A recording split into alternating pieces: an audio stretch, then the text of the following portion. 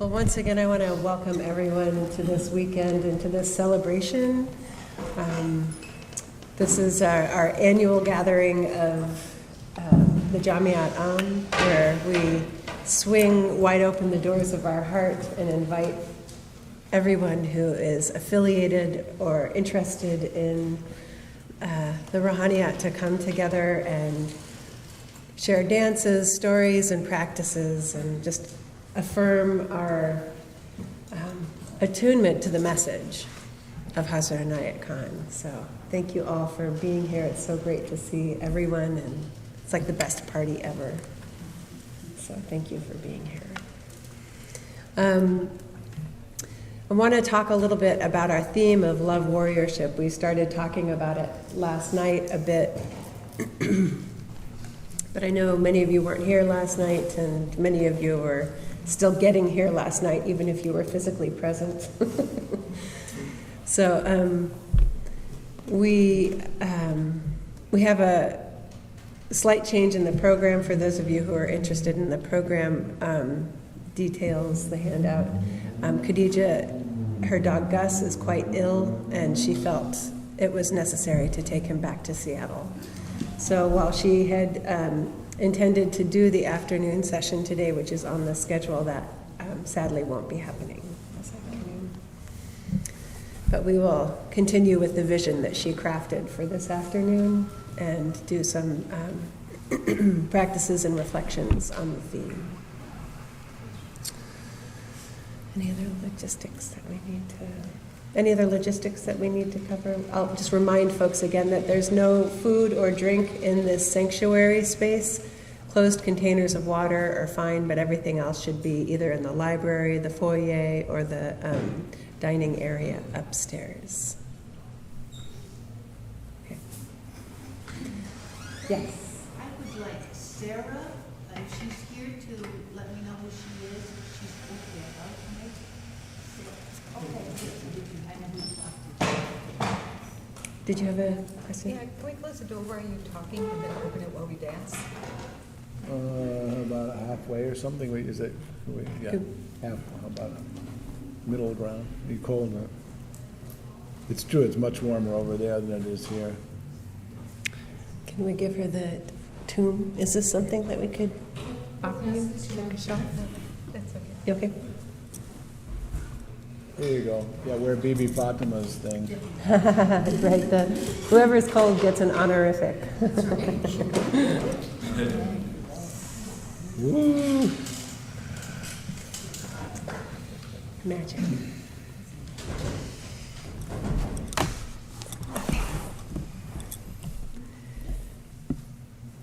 So let's say the invocation again and just settle ourselves into a space of practice.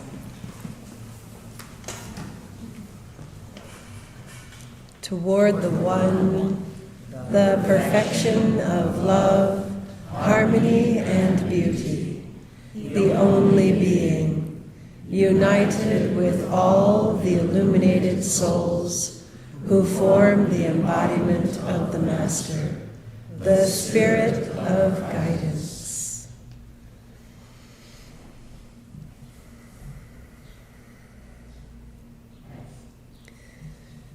Amen. So I had a student recently ask me, what is the purpose of the Ruhaniat? Why do we have an order? Like, what is the meaning of this? And I thought this is a great question to bring to the Like, what's the purpose in this gathering, in this grouping of people? And there's lots of answers to that and a great opportunity for conversation, which hopefully we can also engage. But one of the things that the Ruhaniat provides us with is a richness of tradition oriented towards the message of Hazrat Inayat Khan's teachings and the silsila of those who came before him that lent their message to the path that we are walking on. And we are all lights in the world. That's something that we share. That's what draws us like moths to the flame of this light of the message. But having this interwoven web of connection that the Ruhaniat represents gives us something concrete, maybe not concrete, that sounds hard, something soft to fall into, like the cloth that Shabda brought up for us to revel in. There's something that holds us in the integrity of that net.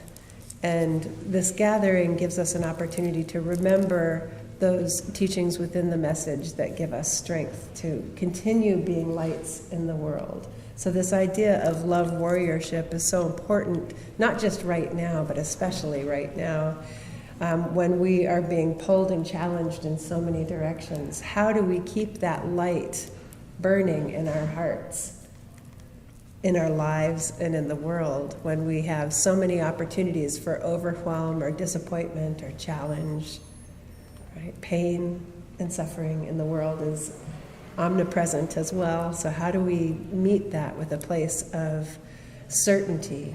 How do we keep kindling that flame? And there are so many teachings within this tradition about how we do that through bringing love, harmony, and beauty to the world.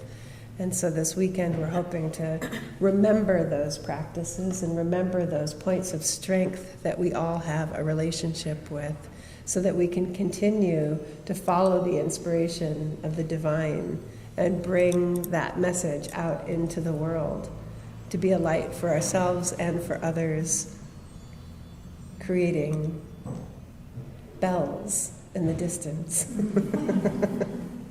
That's my phone ring, but I turned my phone off. So.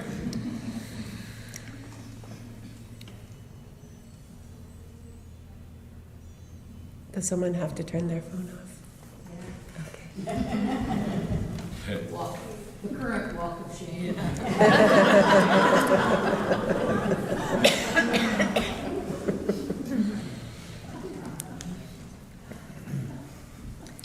So one of the phrases that we'll be working with this afternoon is, as Hazrat Inayat Khan's prayer, "Use us for the purpose that thy wisdom chooseth." And so how do we orient ourselves to that inspiration? When we spoke last night, we talked about how each of us have an opportunity to bring that inspiration through in different ways, on different scales, with different communities and different dimensions. And so as we attune to that phrase, we'll have an opportunity to listen into the message of how we do that. So let's just repeat that phrase a couple of times. Let's see if I can do this. I'm not great at spatial relationships, so that was a challenge. So let's just say 33 times, "Use us for the purpose that thy wisdom chooseth." And the second part of that is, "And guide us on the path of thine own goodness." Use us for the purpose that thy wisdom chooseth, and guide us on the path of thine own goodness. Use us for the purpose that thy wisdom chooseth, and guide us on the path of thine own goodness. Use us for the purpose that thy wisdom chooseth, and guide us on the path of thine own goodness. Use us for the purpose that thy wisdom chooseth, and guide us on the path of thine own goodness. Use us for the purpose that thy wisdom chooseth, and guide us on the path of thine own goodness. Use us for the purpose that thy wisdom chooseth, and guide us on the path of thine own goodness. Use us for the purpose that thy wisdom chooseth, and guide us on the path of thine own goodness. Use us for the purpose that thy wisdom chooseth, and guide us on the path of thine own goodness. Use us for the purpose that thy wisdom chooseth, and guide us on the path of thine own goodness. Use us for the purpose that thy wisdom chooseth, and guide us on the path of thine own goodness. Use us for the purpose that thy wisdom chooseth, and guide us on the path of thine own goodness. Use us for the purpose that thy wisdom chooseth, and guide us on the path of thine own goodness. Use us for the purpose that thy wisdom chooseth, and guide us on the path of thine own goodness. Use us for the purpose that thy wisdom chooseth, and guide us on the path of thine own goodness. Use us for the purpose that thy wisdom chooseth, and guide us on the path of thine own goodness. Use us for the purpose that thy wisdom chooseth, and guide us on the path of thine own goodness. Use us for the purpose that thy wisdom chooseth, and guide us on the path of thine own goodness. Use us for the purpose that thy wisdom chooseth, and guide us on the path of thine own goodness. Use us for the purpose that thy wisdom chooseth, and guide us on the path of thine own goodness. Use us for the purpose that thy wisdom chooseth, and guide us on the path of thine own goodness.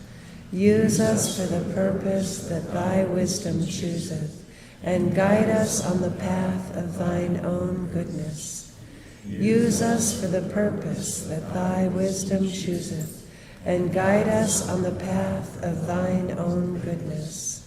Use us for the purpose that thy wisdom chooseth, and guide us on the path of thine own goodness. Use us for the purpose that thy wisdom chooseth, and guide us on the path of thine own goodness. Use us for the purpose that thy wisdom chooseth, and guide us on the path of thine own goodness. Use us for the purpose that thy wisdom chooseth, and guide us on the path of thine own goodness. Use us for the purpose that thy wisdom chooseth, and guide us on the path of thine own goodness. Use us for the purpose that thy wisdom chooseth, and guide us on the path of thine own goodness. Use us for the purpose that thy wisdom chooseth, and guide us on the path of thine own goodness. Use us for the purpose that thy wisdom chooseth, and guide us on the path of thine own goodness. Use us for the purpose that thy wisdom chooseth, and guide us on the path of thine own goodness. Use us for the purpose that thy wisdom chooseth, and guide us on the path of thine own goodness. Use us for the purpose that thy wisdom chooseth, and guide us on the path of thine own goodness. Amen.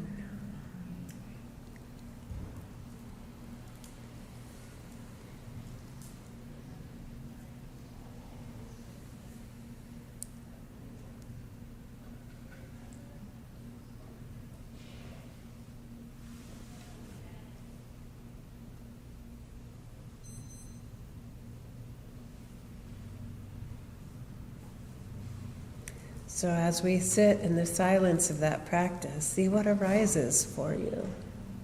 Just be attentive to any feelings or images, symbols, ideas that are germinating.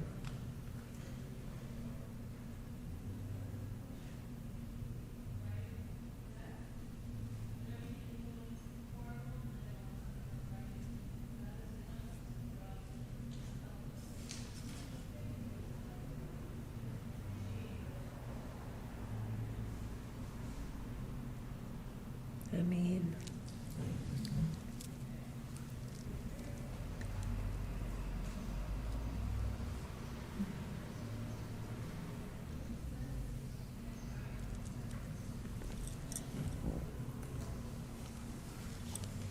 So in my daily life, where I'm a professor of peace and justice studies and conflict resolution and all sorts of other interesting topics, I have a lot of love warriors in training, social justice warriors, who come through my classrooms, and what I see is that among them and my colleagues is how dispirited people are when they take on the work of warriorship.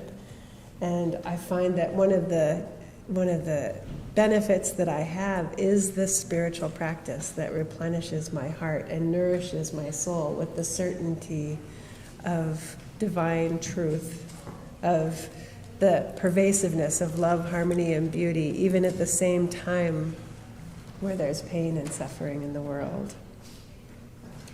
And I think that these practices give us an opportunity to keep that light kindled even when the winds of doubt blow. We have the capacity to continue to come back to this message and come back to these practices as ways to remember what we can so easily forget.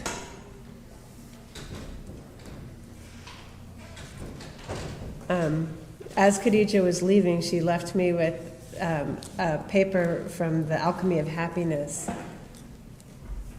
volume 6 of Hazrat Inayat Khan's message volumes. And I wanted to read this paragraph to start us off in this thinking. He says, "In this continual battle of life, the one who stands firm through it all comes out of it victorious in the end. Even with all power and understanding, if one gives up through lack of hope and courage, one has failed. What brings bad luck in this life, in this battle, is a pessimistic attitude. And what helps man to conquer in the battle of life, however difficult, is an optimistic attitude. There are some in this world who look at life with a pessimistic view, thinking that it is clever to see the dark sides of things. To some extent, it is beneficial to see the difficult side, but the psychological law is such that once the spirit is impressed with the difficulty of the situation, it loses its hope and courage. Once a person asked me if I looked at life with a pessimistic attitude or if I was an optimist.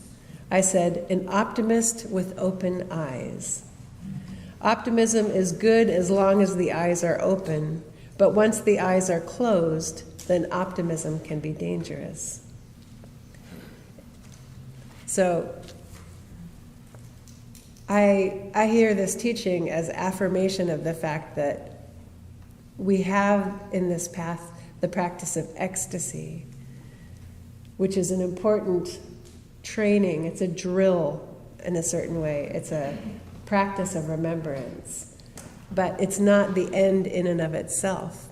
It's a practice that prepares us to take that light into the world and to shine it on others who have fallen into the pessimism of daily life, right? And he says, this battle drill is necessary, right? So it's taking these practices and using them in the greater purpose, as Shabda was describing, the many ways that we can become stewards of the earth, stewards of the heart. How do we use these practices as alchemy that transforms the world?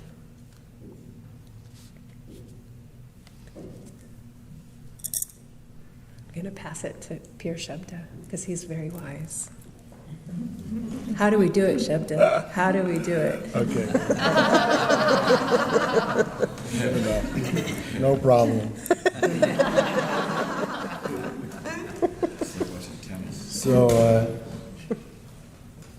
and Nasruddin gets to work. And it's lunchtime. He's eating his tuna fish sandwich. He's talking to his colleague. Tuna fish salad sandwich every day. I'm just so tired of this. Tuna fish sandwich every day. Oh, I'm so tired of this sandwich. His colleague, Khuja, why don't you ask your wife to make you a different sandwich? She says, oh, I'm not married. I make the sandwiches myself.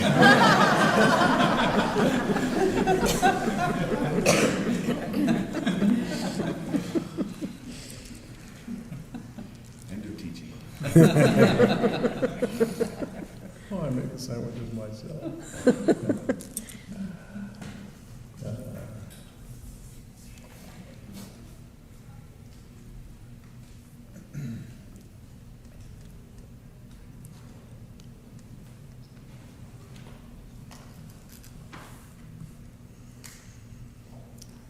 All of the wise beings tell us that we have to dedicate our whole life to the central theme, which is to awaken.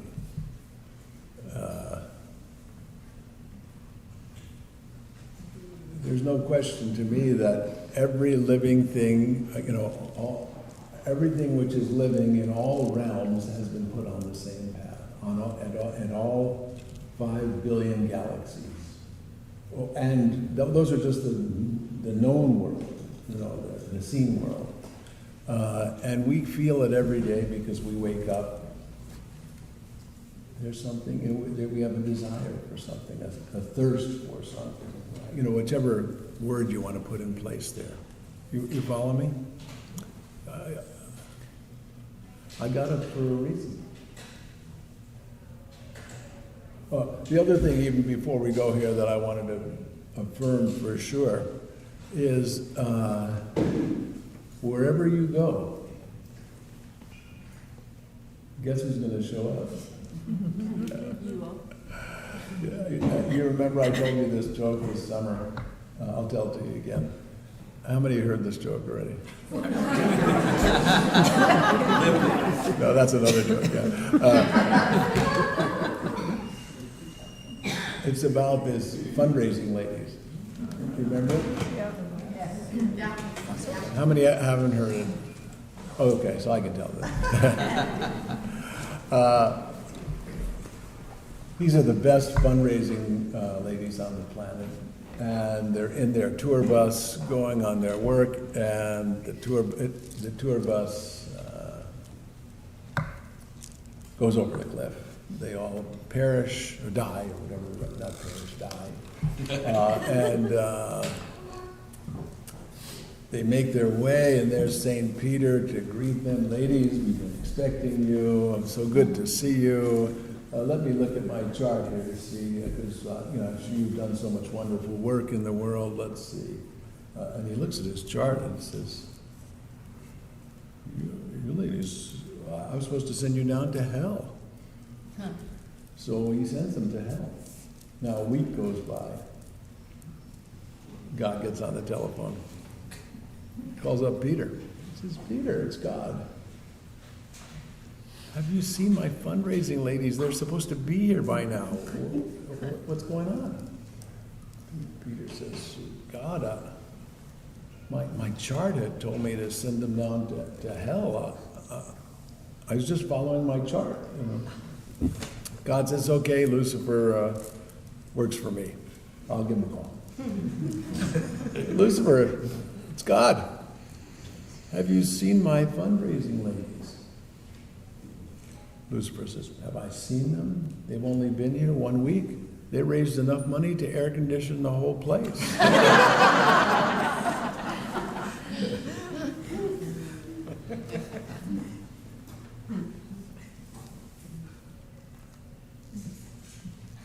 Wherever you go, you're going to show up.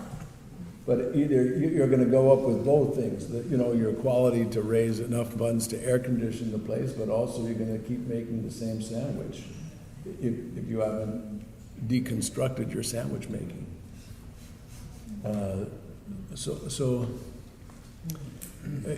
We're the vehicle we're traveling in, that God is traveling in, and our capacity is according to our capacity. And we don't have to worry about what's next, there's no problem, being prepared.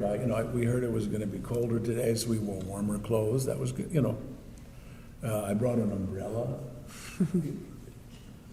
There's nothing wrong with that. And, some of you travel, you buy the guide, what's it called, the guidebook, what's the current best guidebook for traveling? Lonely Planet. The Lonely Planet, thank you, yeah. Quran. Huh? The what? The Quran. Accepted. If you can read it. You know. What do they say? Every leaf of nature is an ayat, you know. And as an ayat said, that there's one holy book, the sacred manuscript of nature, you know, the true Quran. If you can read it. If you can read it, yeah, exactly. I know so many people who moved to Maui. Why? Because they thought they were moving to paradise. Yeah, but they forgot about paradise tax. Paradise tax, okay, yeah. That's right, yourself. Yeah. So, you know, we're not here to prepare for something else. We're here to be here now, to do our work now, to do our best now, and also to go to the gym. To have a regular gym practice if we want to develop our skillful means. I don't just mean strength development, but also emptiness development and kindness development and tolerance development and courage development, patience development. Maybe today we have to include integrity development. Somehow we lost a little bit of grip on that.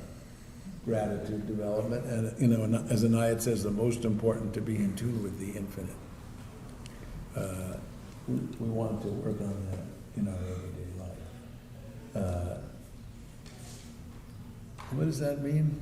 You know, in a practical way, well, we've all been trained in this lineage stream to live in the breath, to attend to the breath. So, how do you listen? Enter your breath stream. I'm not saying that's the way, I'm saying a way. You know, so enter your breath stream. And listen. So most people haven't been trained to listen.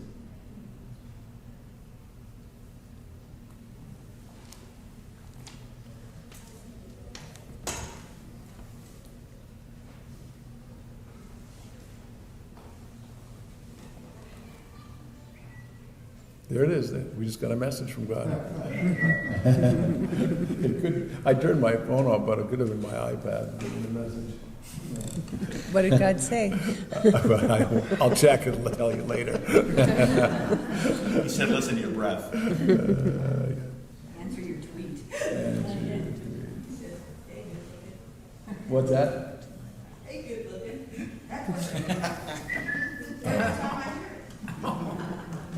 Did you hear what she said? Hey, good looking. Hey, good looking. Oh. Okay then.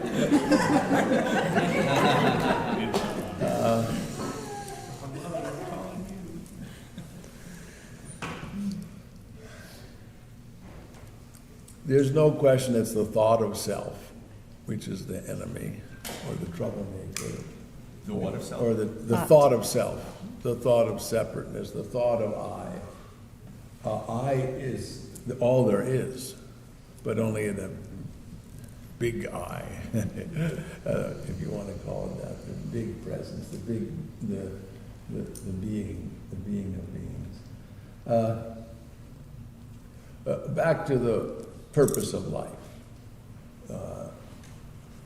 Every living thing, every cell of every living thing has that roadmap which we experience as a thirst. It's there all the time. So now everybody feels it. We just don't. Now we have the pleasure or the privilege of understanding it's the spiritual life, what's calling us. And, you know, the mystics are very clear to say to us that we have the confusion that thinking if the world would change to what we want, we would be happy.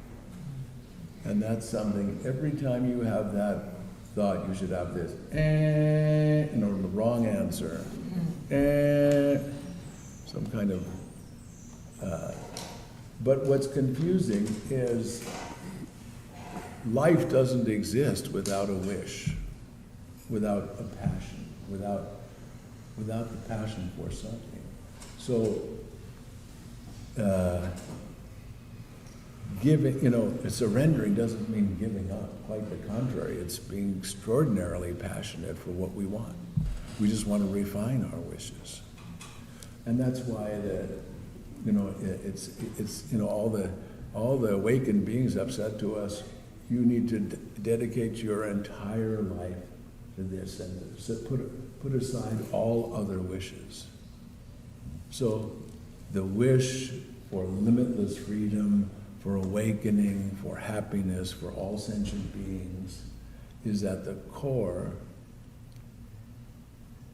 of being a love warrior. From there, we want to relieve suffering, our own and everyone and all beings in all realms, for freedom.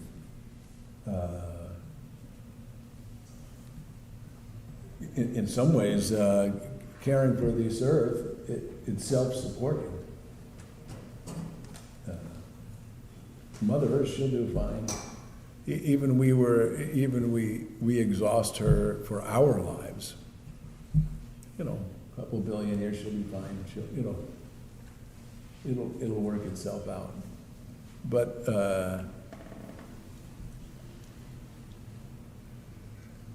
we want our dedication to whatever our purpose is to come from the deepest place, from the wish to awaken, the wish for freedom. And the experience of freedom, it's such a joy. Even a limited taste, just to feel okay. How do you feel? I feel okay. I feel good today. How about you? Yeah. So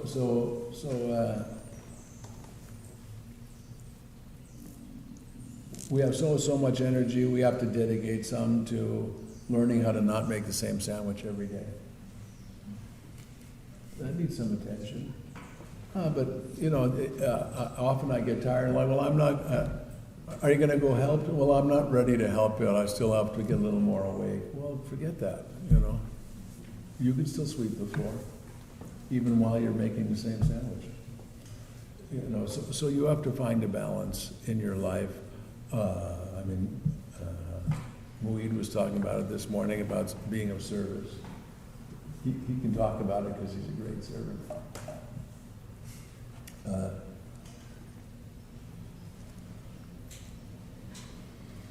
As far as going to the gym,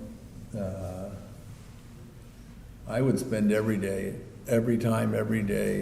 winding the clock of of the rhythm of the breath through a meditation practice. Well, why don't we do it for 5 minutes? Come on. So we'll just have the simplest of practices, and we'll do it as a way to honor, to gather strength and courage and loving kindness and compassion, to be love warriors.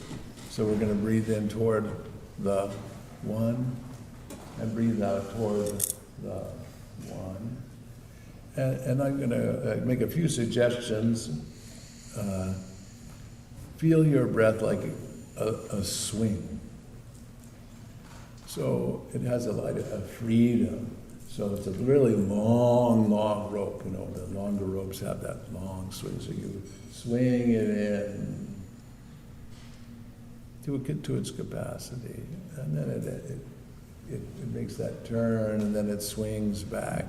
And so you place the phrase toward the one lightly on the swing. Okay?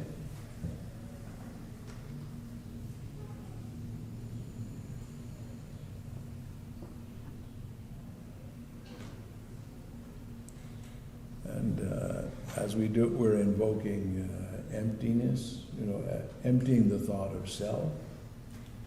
We're invoking strength, courage, and the wish to manifest our actions through loving kindness and compassion.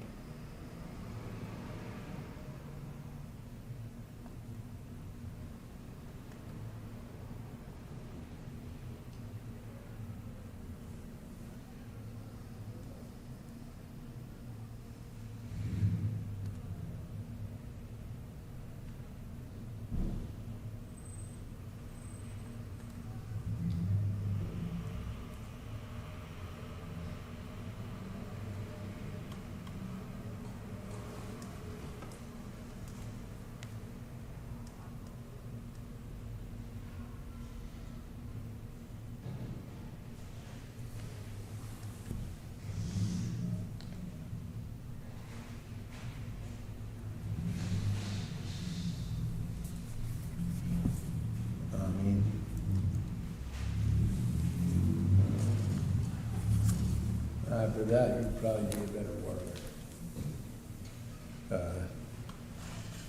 Well, see, it was questions from Michael Sterling about our music concert.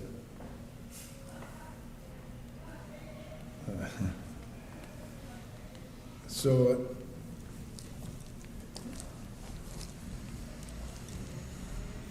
since we've been talking about earth stewardship, about being responsible and willing warriors in taking care of sentient beings in this realm, and especially the Mother Earth, that's our bodies come from. And since Vakil is here and Mujahid is here, and other of our Ziyarat practitioners,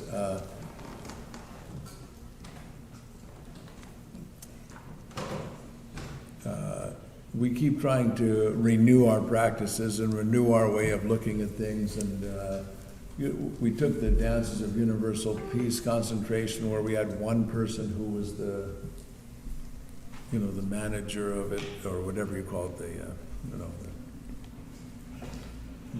Post. the post, thank you. And we made a guidance council, and that served very well. We've done that with many things, and so after serving Vakil serving 30 years as the post for the Ziyarat, then we moved it to a more of a circle, and Vakil is in the circle, and Murshid Saadi, and Darvish, and myself, and Toronto at the moment. That's the current, and we've tried to look at the structures that we've inherited and see which did we want to kind of honor and set aside, or let them be there for those who want to use them. So we've got this text which I looked on the site this morning. I don't think it's up yet, but we're going to put it on the Ziyarat site. And so I'll read to you and see if you, especially, how many of you are gardeners? See, like, I used to think we were the minstrel clan, because, so many of us play guitar or, sing, but now I see we're the gardening clan. Do that again. How many of you?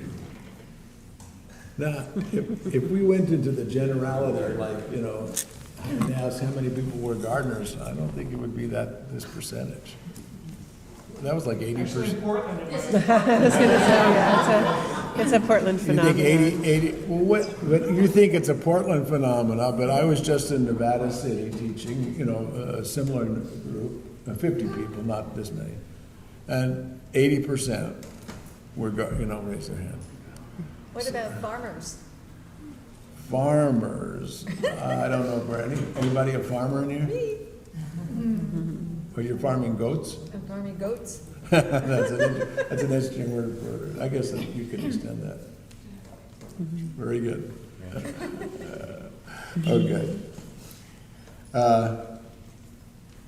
And I don't think it's, even if it is a Portland phenomena. Murshid Sam was a gardener, a soil scientist, worked on water desalinization, seed exchange. He said when he went to the East and he saw starvation, he went from concentrating on beauty and flowers and so on and horticulture to food production. Very involved in it, and that's how I caught the shovel. Caught the shovel. And in fact, we had how many of you were around for the Tarot Opera back in the 70s? A few of you, I think, yeah. The Tarot, so we had the group called the Sufi Choir, and we had been doing pageants and things, and so we created an opera called the Tarot, the tarot cards, the Tarot Opera. And we all took parts, and there was a libretto. I think Moinuddin wrote the libretto, and Alauddin, and Jamshid maybe too. And then Alauddin wrote the music, and the choir performed. It was a whole deal. And I played the Murshid card. I played Murshid Sam, wearing overalls with being a gardener. It was the whole thing was very karmic. Catherine Erickson, Amina, she played the crystal lady, meaning the seer, I don't remember which card it is. Which one? The high priestess. I'm not sure, don't quote me on who played what, but within a few years, she and her partner opened up a crystal shop on Pier 39. Huzur Nawaz, who was an extraordinary musician, he played the chariot card, And in the script, it was a taxi driver. A couple of years later, he was driving a taxi, even though he has a doctorate in music. But it was karmic like that.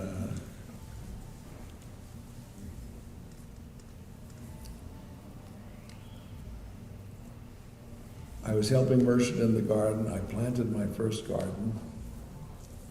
I'm not sure why now, when I think back, but one of the things I planted was cauliflower. How many of you grow cauliflower? The best. They're monster plants. You know, you've got this cauliflower. In any case, so I can't say why I planted cauliflower, but it had aphids. You know, and I went to Merchant and said, my cauliflower has aphids, what should I do? So he said, the next time I went to class, it was at the Mentor Garden. And those of you who know upstairs in the Mentor Garden, there's a small front room. And you walk in and he calls me up to the front. He's sitting in a chair like this. And then I get up here, then he says, follow me. He gets up and we go into the kitchen. You know, it's just kind of a railroad house. We go to the kitchen. He opens the refrigerator and he hands me a bag of the ends of asparagus. You know, when you cook asparagus, you take the rough part off. So he says, boil these and spray your plants and you won't have aphids. Nice story, huh? Did it work? It did. But, you know, it was a nice story anyway. So I've been gardening my whole adult life, from that time till now. Here's our text. There's one holy book, the sacred manuscript of nature, the only scripture which can enlighten the reader. It says, Hazrat Inayat Khan's dedication and deep love for nature is interwoven into the tradition of our Sufi lineage. He introduced Ziraat to his students before the subject of global sustainability became a conscious issue on the planet. Prophetically, his dedication to nature prepared the path for those of us who would inherit his teachings. By force of circumstance, the arena of Ziraat has evolved from a metaphor from the cultivation of spiritual development into a mandatory practical concern for the continuity of the planet, upon which the sustainability of all inner paths is dependent. Within the teachings of Hazrat Inayat Khan is the recipe for sustainability. We only have to follow in the footsteps of our guide. The Ziraat papers, and it says part 1 and part 2, there'll be links to the Ziraat papers, describe various stations and initiations that were used by early Hazrat Inayat Khan murids. We honor this early work and those who work within this context, but today our invitation is to all murids. Just as Hazrat Inayat Khan did, we encourage all Sufis to make the embrace of nature central to their practice and to their message. Together, let us broadcast the Ziraat message as a common, comprehensive aspect of Sufi teachings. We invite all earth beings and all Sufis to join in the practice of being earth lovers and earth stewards. Rather than conceiving of Ziraat as a specialized area of interest or a contemplation for a subgroup within the Sufi family, contemporary global ecological conditions dictate unequivocally that a holistic understanding of Ziraat is mandatory for all categories of Sufis, from new initiates to the most advanced members of our lineage. It is imperative that Sufism in the 21st century confronts the ecological challenge of maintaining an environment wherein the earth, the air, the water, and the fire, and all are sources of our well-being. A healthy environment supports a healthy body and mind, which becomes the basis of our practice. Simultaneously, the preservation of the garden of the earth as a gift to all creatures and the interdependent web of life. We say toward the one, when we say toward the one, we vow to be all-inclusive. Zirat is not elective, but synonymous with the oneness toward which we are moving. Just as the cultivation of our internal spiritual practice bears the fruit of right action, so the field of right action provides the fertile ground in which the inherent seed of our spirituality can germinate and be cultivated. Zirat means holding in our hearts the harmony and the balance of the whole planet and bringing this awareness actively into our everyday lives in whatever way we are called to do so. We have created this website, because this is going to be posted on the website, so that those of us in the Inayati stream of Sufism can share with each other ways in which we are practicing Zirat in our daily lives. The Zirat papers also include a sample Zirat ceremony created by early Murids of Hazrat Inayat Khan. It is based on the Masonic Lodge, where we sit today. This Masonic Lodge ceremony. Ceremony gives us a direct experience of our connection to the land, the cycles of the season, our own creativity to each other and all beings. We encourage all Murids to create their own earth ceremonies and rituals.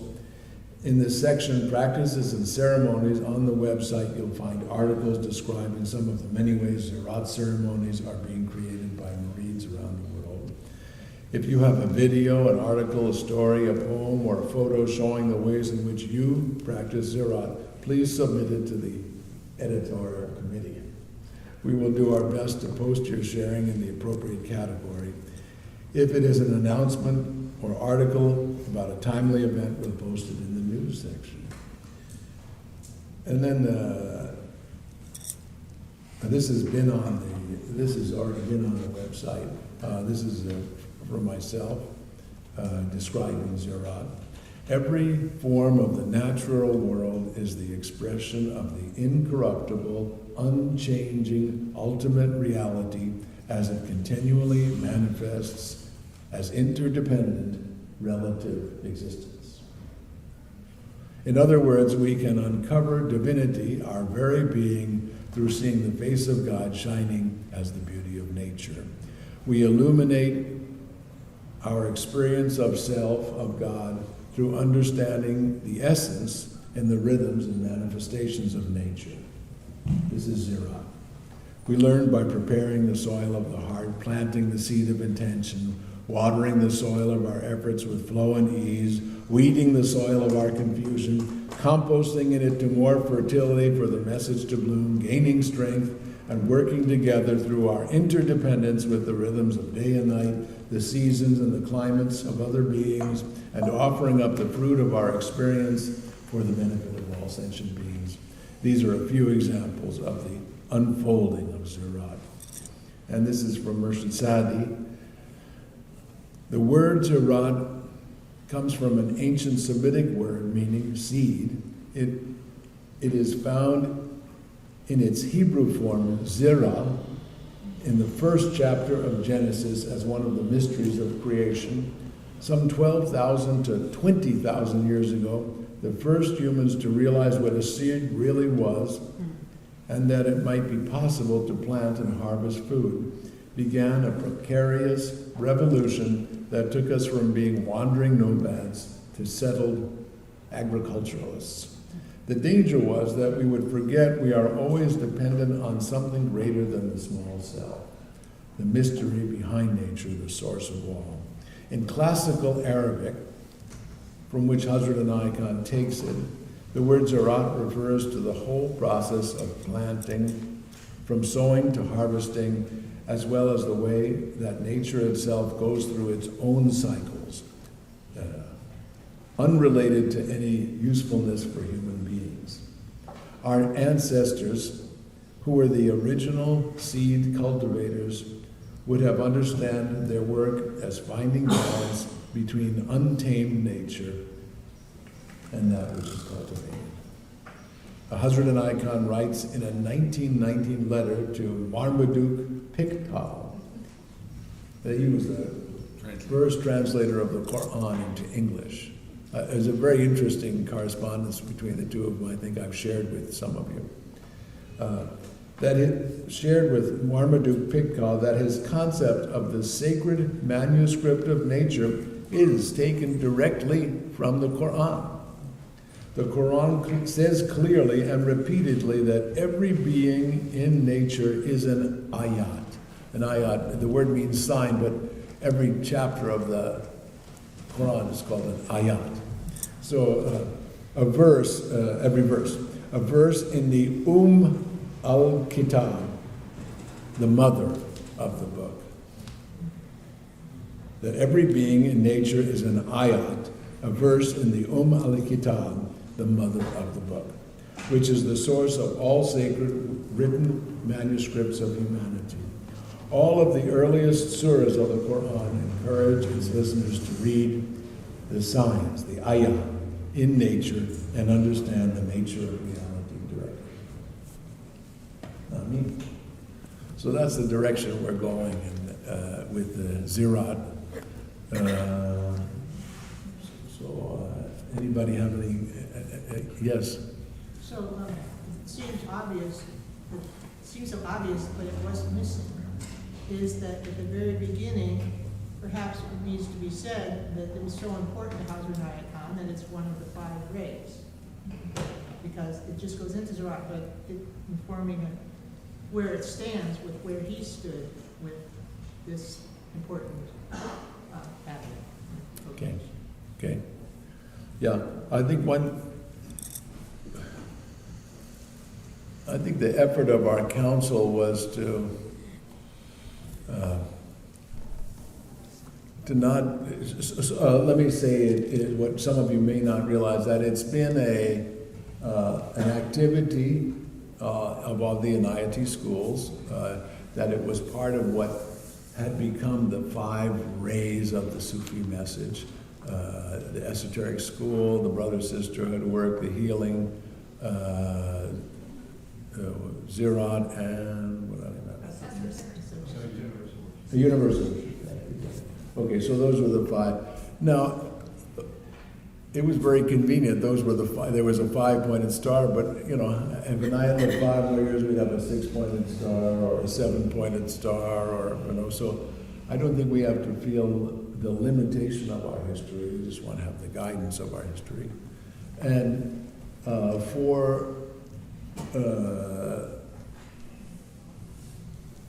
as it stands now, for the healing order, you would take an initiation into the healing order. As it stood earlier, you took an initiation to become part of the Zirat ray. So what we're trying to do is shift up and suggest, hey, this is, even if it is a separate ray, or however we say it, a point of the star, that this is for everyone and all of our responsibility. And so we want to immediately empower you that you don't need a separate initiation to become a Zirati, if we're going to call it that. So I think that was what was behind the where we're trying to go. Yeah, Andranani? Oh no, we have a new name. Hassan. Hassan. You can say it though. Huh? You can say it, so that's good. Andranani, my former. I wanted to ask you to expand a little bit on the Umar al-Kitab. I found that fascinating. Expand on al-Kitab, the mother of the Kitab, of the book. So what was there some saying, if the oceans were ink, and so was a pen. The trees were pens. The trees were pens. The Quran is endless. So that the idea of that what we have in the written word is just a little small part of what the inner guidance. So all of us are ayat, all of us are signs, are verses. We're all verses of the Quran. in a very, expanded version of the view of what Quran is. Not to be limited, like someone will chapter and verse for the Bible. Or someone will say to me, well, Murshid Sam said, sometimes it's one of the most tiring things I could hear. Because I'm thinking, well, what's he saying now? Because he said something to someone at a certain place, or Hazrat Inayat Khan or so on, or Shabda said. Can you imagine when they say that? We go like, Kuan Yin said. So it's reading the living manuscript of nature, or the only holy book. I don't know if is that expanded enough? It's very feminine to hear Huh? the feminine part, the Mother. mother. It is. The Quran It is. held that up. Ummah also means community. It means what? The ummah, yeah, the family, the ummah. Anything else? Yes? When did you say you hope to have the website up? Yesterday. I thought it was up already. Didn't you, Akil? That's what. Any case, I think it'll come up soon. Darvesh says she's our driver of our committee, so we're. Darvesh would have to answer, but it'll be up there soon. Yeah. The form is already up, I don't know what's on it. Oh yeah, the site's been up for a long time. Yeah, yeah, and we keep trying to. Well, it's a refresh button. To make it living for our time. What else? Would you eat?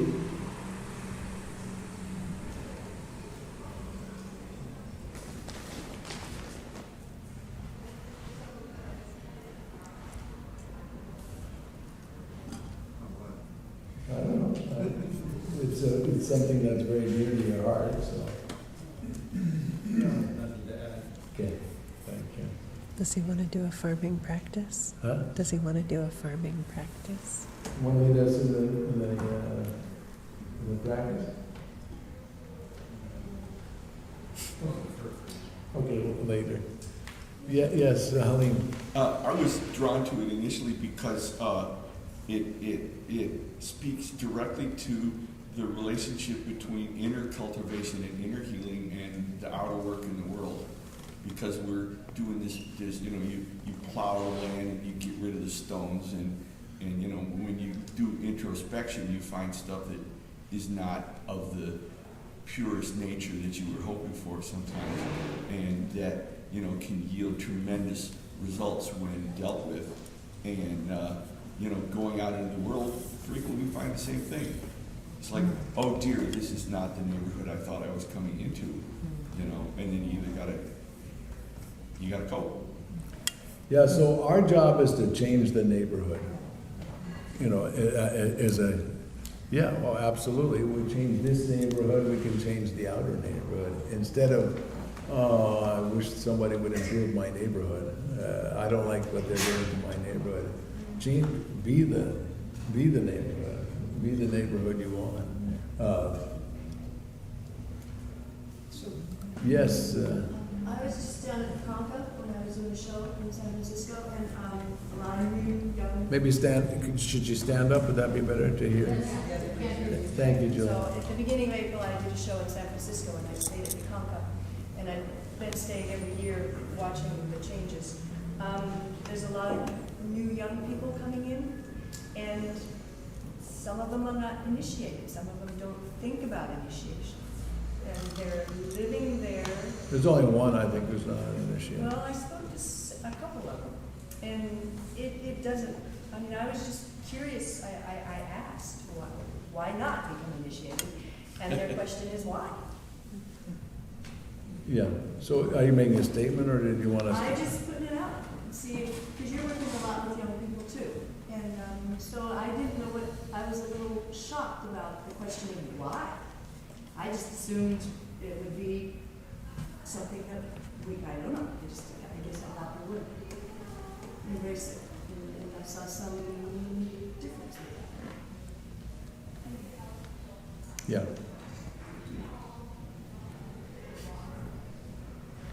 I'm excited that we moved from an old age home to a young age home.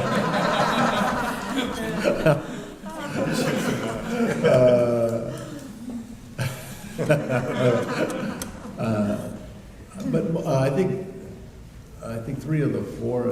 I think there's 4 of them. Michael Jabbar and Phil. Anyway, we don't. You don't need to know all this. It's open. John, It's- yeah, the question John's- is open. Yeah. Is it important to get initiated? Is it important to have a teacher? Well, Now, with the young people? so if I speak for both of us, or I speak for myself, the luckiest things I've had are great guides in my life. They are completely alive in my life. I look through their eyes, I hear through their ears.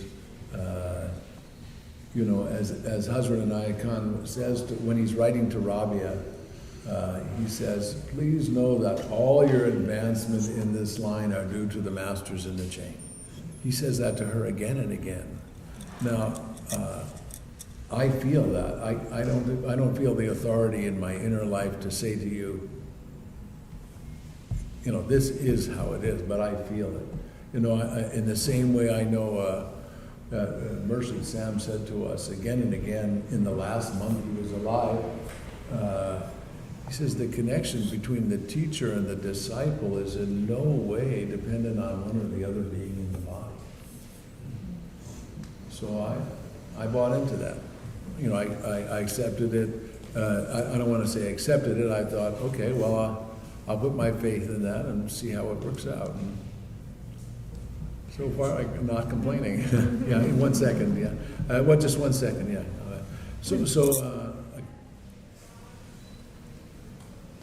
There's nothing in our message that, I had one Marie who would come to me and she said, when am I going to get the secret handshake? No, and she was really serious. She thought I was withholding. Okay, now I've been around now, it's been 7, 8 years. When are you going to give me the secret handshake? She didn't use those words, but you all catch my meaning. When are you going to? I said, I've told you everything. I've given you everything I know. Every time I see you, I give it to you. I'm not withholding.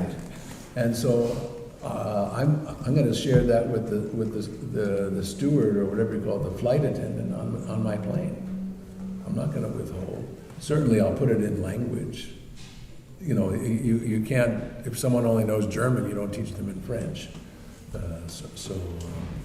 So there's nothing about our message that we want to hide. And at the same time, it's like a super treasure to have a guide. But I know that sometimes I'm closer to people who aren't my Marids, than some people who are my Marids who, they take it for granted in a way that's doesn't make sense. So it's not an easy answer. If someone's excited to become part of a service to make the Mentor Garden a live place, that's wonderful. And I remember my wife, my wife of 40 some years now, but when we got together, she wasn't a Marie. And I was already, had Marids, and so she knew she was getting into something deep. I don't mean deep. I was deep in it, that kind of deep, So she said, I don't want to become a Marid until something, something happens, some powerful sign. And then she was at a camp, and we had a zikr, and someone was leading, and she went into an extraordinary hall and said, okay, I'm in. Yeah. Can I speak to Yeah, that? oh yeah. But yeah, go ahead. Shamshir. Shamshir. Back up a little bit to the divine ministry of nature that you so graciously talked about. I think we love the way you're stewards of the divine ministry of nature. I grew up on a farm, gentleman's farm. We had 10 farmers, but we had an old-growth forest behind our house, behind 30 acres of old-growth forest, stream, whatever. And I used to ride my horse for solace Say that part again, I'm I sorry. used to ride my horse for solace through the various trails that we have. Used to drive, Right, his I ride horse. my drive your horse. For Thank you, Yes, thank you. no problem. Got it, now I got it. Drive your Ride horse. my for horse. Giddy up. And at night, when the moon was out, we would go for rides. It would be pitch black except for the moon. And I learned more in that forest in the 10 years I was there than I learned in the 20 years after that. So when I was 4, my first horse, until I was 14, and had my third horse. So the divine management of nature can never be underestimated. Never. Testify. We accept. Here you go. Okay. Go ahead, Yusuf. In my mind, I've been playing with Zerat, nature, and love warriors, and thinking about social difficulties. And when I've been asked, what is this tradition I've been part of, the sacred manuscript of nature has always been an entry point in discussion for bringing science and reason into the notion of spirituality, and how, cultures and traditions tell us that we have 2 genders and 5 colors. But it's like, but if we look at nature, we all began in Africa, all of us. That's what science, that's what the sacred manuscript of nature teaches us. So it allows me to unbind some of these cultural traps that I've been in. And we have cultures and traditions which tell us that there are women and men and that's it. And yet when we look to nature, we see that gender and sexuality each exist on spectrums, in different proportions and such. But when I look to nature, I learn something far more subtle than what I learned from some cultures and traditions.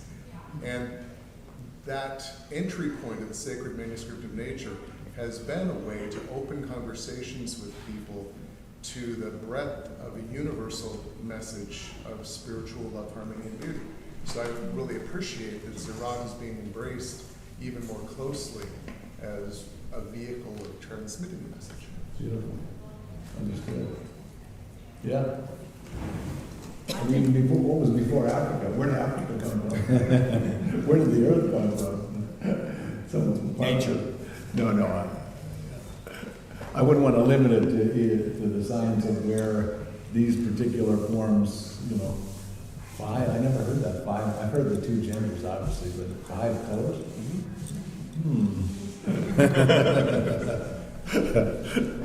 I just want to say I'm really appreciating this, because it's been very hard over the years to sort of translate what we mean by Zerat. And I feel like this incorporates the whole Pachamama movement that's happening in the different countries. And I'm just really happy that it's beautifully defined and expansive, and I think it's going to make a huge difference to what we want to represent. Thank you. Oh, thank you, and thank you to Wakil especially, and now Darvesha, who's kind of the herding us cats to manifest this. Yes, Wakil. Been reading Spiritual Ecology by Llewellyn Van Lee. He's been reading Spiritual Ecology by Llewellyn Van Lee, our colleague. And I just wondered if if that's being incorporated. It's certainly the same discussion. I haven't read his book, so I love the word spiritual ecology. Yes to the concept. No, I don't know. I can't answer to the book. But I know Llewellyn. I can't imagine him gardening. It's a collection of stuff. It's not his writing. It's a collection of other people. No, he's an inner traveler. I don't know if he's got his hands too dirty. What was Merchant Sam says, my motto is clean heart and dirty fingernails. Where did the dirty fingernails go? Yes.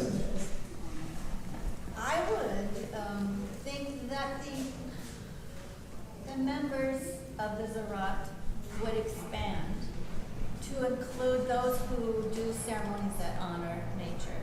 Because I work with nature spirits. A lot of my work is with energy Have you felt that hasn't been included before? I didn't know where to put it. Oh, I see. I Well, really didn't know where to put it. Okay. And I've been looking for Zarat, possibly, because I'm not really a farmer or a gardener. I do work in my yard, but my emphasis works with nature. So I'm actually interested, more interested, and I would think others would also be.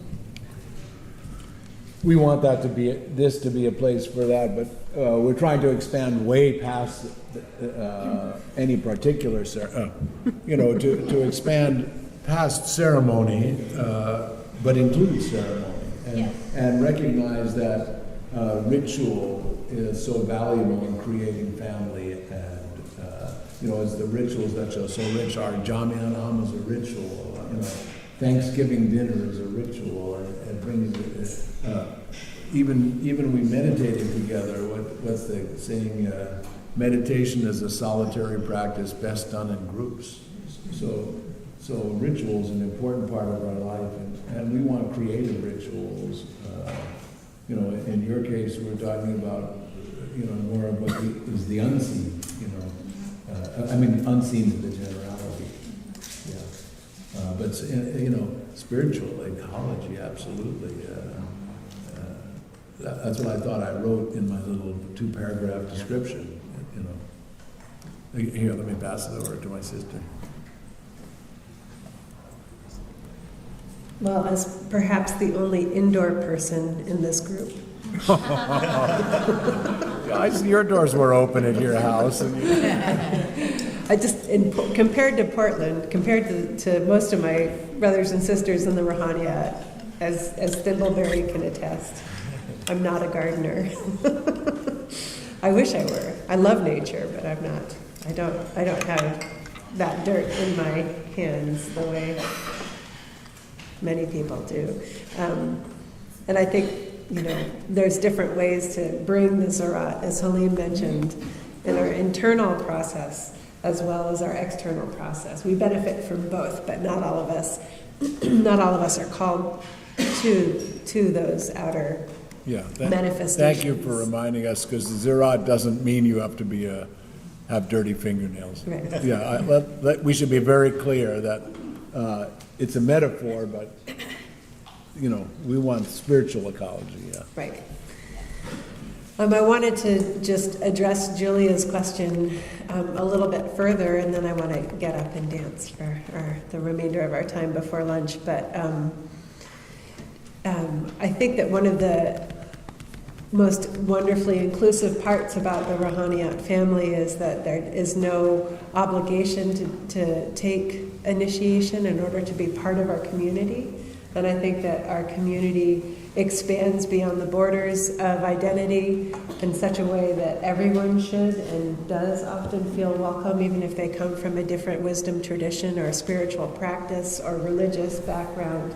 There's no obligation for people to take initiation. And having said that, there's a wonderful opportunity to step into the silsila of our leadership and lean into initiation. For me in this order means that in moments of uncertainty, moments of challenge, I have a way to lean into the silsila of practitioners, of community, of this particular family, that I feel that those doors were opened through the initiatory process. And so there's no right or wrong way to do it, but I really agree with Tamam that the inspiration comes if and when the inspiration comes, and to honor the path that each of us know to be true for ourselves.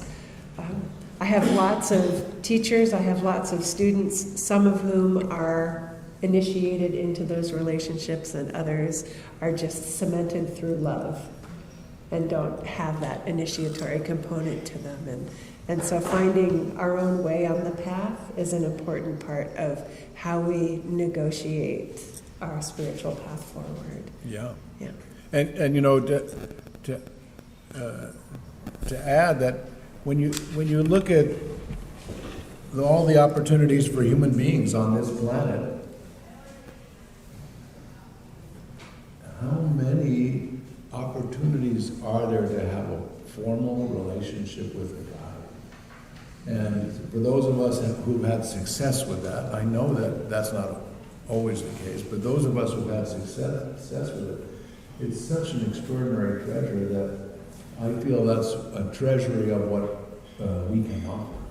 I mean, even all the spiritual schools of the day that we know, like we think about the Vipassana movement that, Jack and, Jack Kornfeld and his colleagues really brought, so livingly into the world. I can't become Jack's Murid. Jack Kornfeld I'm talking about, or all the other wonderful teachers I know in that school. They don't have that. And so there are other opportunities, but not much. So just as Arifa said, it's not a requirement at all, but how lucky, super lucky that we have that. One of the things that comes to my mind about initiation is a couple years ago at Northwest Camp, Nate Matthews gave a consent workshop. And when you take initiation into a lineage, into a chain of His son. Huh? His son. Your son, thank you, okay. Their son. Yeah. Oh yeah, your son. Hang on, we have a moment of pride happening up here. We'll get back to your question. Taking initiation is giving those beings, many of whom are no longer incarnated, giving them permission to work with us, to work on us. And I'm going to allude to a longer story that I'm not going to tell it, but I was working as a prison chaplain with the Nurashki Jirahis, and in 2 visits separated by 6 months, these men in this prison got initiated and then worked their way through this manual, butchering the pronunciation of these phrases. And 6 months later, the transformation in them was astounding, based 90%, as far as I could tell, on interactions with the unseen guide, Nurji Jirahi, who was named spiritual surgeon. It was an incredible transformation. Yeah. I'm sorry? It's a great testimony to exactly what Hazrat Inayat Khan said in his correspondence with Rabia Martin. Yeah, they entered into this relationship and said yes. All of your benefit is, the result of these masters, saints, and prophets working with you. And it's a formalizing of that relationship and a giving of permission. And it must be that all beings have guidance. It isn't just those of us who've held hands in a lineage stream. So you have to be comfortable with that paradox, because if I'm going to call on Murshid, he's got to be everywhere. I don't need to go anywhere, but still I go to his dargah, for pilgrimage. So both things are true simultaneously. That all beings are under guidance, but then if you call on a guidance stream and you make a relationship, it's a special treat. So I think we've been sitting long enough. I was going to ask Kalama if she'd bring us together with the Namo Amida Butsu. Is that what you were going to do? Well, do whatever you want. Oh, right, the Om Tat. Sorry.